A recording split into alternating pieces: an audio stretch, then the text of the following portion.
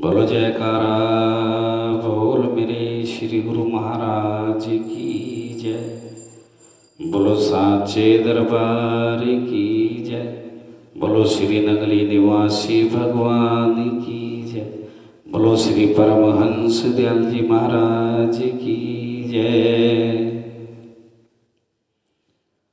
गुरुर् ब्रह्मा गुरुर्विष्णु गुरुर्देवो महेश्वरा गुरुर्साक्षात् परं ब्रह्म तस्मै श्री गुरुवे नमः।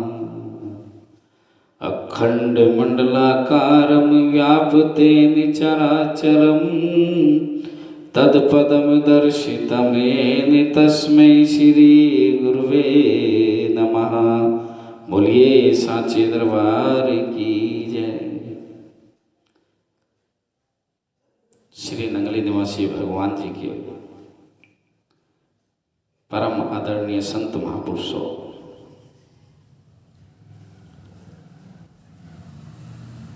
प्यारे भक्तजन, आप सभी को हमारा जय सच्चिदानंद। आज 11 फरवरी सन 2022 दिन शुक्रवार है। माघ शुक्ल पक्ष की आज 10वीं तिथि है। आज आप 42वां पाठ श्रवण करेंगे। आज 11:04 से 12:30 तक राहु काल रहेगा और 11:04 से 12:30 तक कोई भी शुभ कार्य प्रारंभ ना करें। 11:04 से पूर्व और 12:30 के पश्चात ही कोई नया और शुभ कार्य प्रारंभ करें। आज 6:48 पर सूर्य उदय हुए और 6:12 पे सायंकाल में सूर्यास्त होंगे। कल आपने गुरु ही ईश्वर है ये अध्याय सुना। गुरुर ब्रह्मा गुरुर विष्णु गुरुर देवो महेश्वरा, इसका अर्थ जाना और जाना गुरु महाराज जी ने क्या कहा कि जिसने गुरु को ही भगवान मान लिया है उसी को भगवान की प्राप्ति होगी। जिसने गुरु को कुछ भी नहीं माना, जिसने गुरु की आज्ञा नहीं मानी, जिसने गुरु को भगवान नहीं माना, उसे कभी भगवान के दर्शन नहीं हो सकते। आज के 42वें पाठ में आप सुनेंगे लोक वाली कुटिया। लोक वाली कुटिया और दूसरा अध्याय इसी के अंदर आएगा परलोक वाली कुटिया। तो आज लोक और परलोक का भ्रमण होगा। तो आइए श्री गुरु महाराज जी के श्री चरण कमलों में आज का पाठ प्रारंभ करते हैं। लोक वाली कुटिया। उस समय का दृश्य भी बहुत अनुपम था। ऐसे प्रतीत होता था मानो श्वेत वस्त्रधारी श्री महाराज जी सूर्य रूप बीच में विराजमान हो और चारों ओर महात्मा लोग भगवे वस्त्र पहने उनकी किरणें हों। हम देखते हैं ना, जब सूर्य के दर्शन करते हैं तो सूर्य की लालिमा बीच में चमकती है और वो इतनी चमकीली होती है कि वो लाल की जगह सफ़ेद दिखने लगती है। और उसके चारों तरफ का भाग हमें जब दिखता है तो कैसा होता है, हल्के लाल कलर में। जैसे यहाँ गुरु महाराज जी बीच में विराजमान, चारों तरफ उनके संत महापुरुष, तो ऐसा लग रहा था साक्षात सूर्य विराजमान। श्री महाराज जी के वहां विराजमान रहने से भक्तों का प्रेम और विश्वास बहुत बढ़ा। सब यही चाहने लगे कि अपना शरीर भी काटकर गुरु अर्पण करते हुए। 2-4 भक्तों ने तो श्री महाराज जी को यहाँ आश्रम बनाने के लिए भूमि अर्पण की और कई दिनों तक प्रार्थना करते रहे। अंत में उनकी प्रेम प्रार्थना स्वीकार हुई और श्री महाराज जी की आज्ञा अनुसार चकोड़ी गांव में एक बड़ा स्थान तैयार होने लगा। भक्तजनों ने इस स्थान के निर्माण कार्य में तन मन धन से खूब सेवा की। कुछ ही दिनों में आश्रम बनकर तैयार हो गया और श्री महाराज जी उसमें विराजमान होकर चकोड़ी और आसपास के क्षेत्रों के जिज्ञासु प्रेमियों को अपने वचनामृत से कृतार्थ करने लगे। हिंदू, मुसलमान, सिख और ईसाई अर्थात सभी धर्मों के अनुयायी श्री महाराज जी के अनमोल सत्संग से लाभ उठाने लगे। चकोड़ी गांव वाले इस स्थान को लोक वाली कुटिया के नाम से पुकारने लगे। चकोड़ी आश्रम को क्या कहा? लोक वाली कुटिया। लोक वाली कुटिया के साथ गुसाई भागमल जी की आटा पीसने की मशीन थी। कुटिया और मशीन वाले बीच के स्थान के बीच में केवल एक दीवार थी और मशीन चलने से काफ़ी शोर होता था और सत्संग में भी बाधा पड़ती थी। कई प्रेमियों ने गोसाई भागमल जी को मना किया कि सत्संग के समय मशीन ना चलाया करो, परंतु वे न माने और एक दिन श्री महाराज जी सत्संग कर रहे थे, इतने में मशीन चलाई गई। उसी समय वह मशीन एक अदृश्य शक्ति द्वारा उखड़कर मकान से बाहर जा गिरी। मकान भी टूट फूट हो गया, बड़े जोर का धमाका हुआ, मशीन भी पुर्जे पुर्जे हो गई। यह अद्भुत दृश्य देखकर गोसाई भागमल जी बहुत पश्चाताप करने लगे और श्री महाराज जी के चरण कमलों में उनसे क्षमा मांगी। संतों के विरोध करना अच्छा नहीं होता। संत तो दयालु हृदय के होते हैं, वे तो स्वप्न में भी किसी प्राणी का अनहित नहीं सोचते। गोसाई भागमल जी की प्रार्थना पर श्री महाराज जी आश्रम के निर्माण कार्य के कारण उनकी हवेली में ही विश्राम करने लगे। परलोक वाली कुटिया। चकोड़ी गांव से चनाब नदी 2 मील की दूरी पर बहती थी। चनाब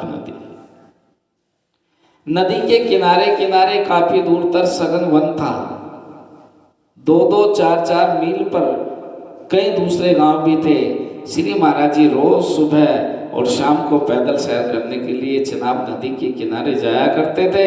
वहाँ के एकांत और सुंदर वातावरण को श्री महाराज जी ने बहुत पसंद किया। तब श्री महाराज जी ने महात्मा जनों के लिए एकांत में भजनाभ्यास करने के निमित्त वहाँ छोटी छोटी मिट्टी की झोपड़ियाँ बनवानी शुरू करी। वे कोठरियाँ इतनी तंग बनवाई गई जिसमें बड़ी मुश्किल से झुककर अंदर जाना पड़ता था। केवल बैठने मात्र का उसमें स्थान था और श्री महाराज जी की आज्ञा अनुसार महात्मा लोग बड़े प्रेम से वहाँ भजन करने लगे और धीरे धीरे महाराज जी का पावन यश दूर दूर तक फैलने लगा। इस प्रकार कई महीने बीत गए। इस बीच सीमा प्रांत जाने का कार्यक्रम बनाया और चकोड़ी से चलकर लक्की मरवत पहुंचे।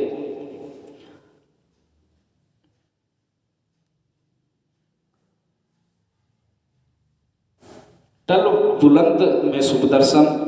श्री सद्गुरुदेव जी महाराज लक्की मरवत आश्रम में विराजमान थे। तभी कुछ भक्तजन टल बुलंद जिला कोहाट से असूज मास की संक्रांति के शुभ दिन संवत 1983 तदनुसार 16 सितंबर 1926 को हजूर के शुभ दर्शन के लिए आए। उनके साथ स्वामी योग प्रकाशानंद जी भी थे। श्री दर्शन पाकर उन्होंने श्री सद्गुरुदेव जी को टल बुलंद पधारने की प्रार्थना की। श्री महाराज जी ने उनकी अर्ज मंजूर फरमाई। यह शुभ समाचार सारे सीमा प्रांत में फैल गया। 23 सितंबर को आप लक्की से चलकर नौरंग सराय पहुँचे। वहाँ सड़क पर अनेक संत जन और असंख्य गुरु भक्त हजूर को अपने प्रेम पास को बांधकर नौरंग सराय ले आए। सब प्रेमियों ने सतगुरुदेव सेवा का भरपूर लाभ उठाया। एक रात वहाँ रुककर श्री सतगुरुदेव जी 24 सितंबर को बन्नू की ओर चले। फिर दोपहर को दीवान भगवान दास जी के पास बहादुर खेल पधारे। पुरातन गुरु भक्त दीवान भगवान दास जी ने श्री महाराज जी का हार्दिक स्वागत किया। तत्पश्चात आप बड़ा बाणा दाऊद साहब पहुँचे जो टेरी से 4 मील की दूरी पर पक्की सड़क पर था। जब टेरी के प्रेमियों को ये पता चला तो सभी लोग, क्या बच्चे बूढ़े और क्या नर नारी सद्गुरु दर्शन निमित्त बाड़ा आए और सर्व संगत में ने श्री सद्गुरुदेव जी को टेरी में शुभ दर्शन देने की प्रार्थना की। हजूर ने फरमाया, अब तो हम टल बुलंद जा रहे हैं, लौटती बार टेरी आएंगे। किंतु टेरी की संगत कम मानने वाली थी। वे प्रेमी बार बार आग्रह करते रहे। 2 घंटे बीत गए तब श्री महाराज जी ने फरमाया, आप तसल्ली रखो, आती बार काफ़ी समय टेरी में रहेंगे, एक आध दिन में आपकी तृप्ति नहीं होने वाली। इस प्रकार उन्होंने समझा बुझाकर हुजूर आगे चल दिए। रास्ते में जट्टा इस्माइल खां खेल की संगत श्री स्वामी निज मुक्तानंद जी के साथ दर्शन निमित्त सड़क पर खड़ी थी। लगभग रात 8 बजे श्री महाराज जी लाची पधारे। स्वामी परमानंद जी की प्रेम प्रार्थना पर आपने जब वह रात लाची में बिताई, अगले दिन आप टलबुलंद पधारे। सैकड़ों गुरु भक्तों ने आपका हार्दिक स्वागत किया और भजन कीर्तन करती हुई संगत आपको टलबुलंद के कृष्ण द्वारे में ले आई। सतगुरुदेव जी की लगभग 2.5 महीने वहाँ विराजमान रहे। सीमा प्रांत के दूर दूर के नगरों व गांवों, दर्शमंत, कोहाट, पाराचनार, दरमलक, टेरी और पंजाब से भी प्रेमी जन भी श्री दर्शनों के लिए वहाँ आते रहे।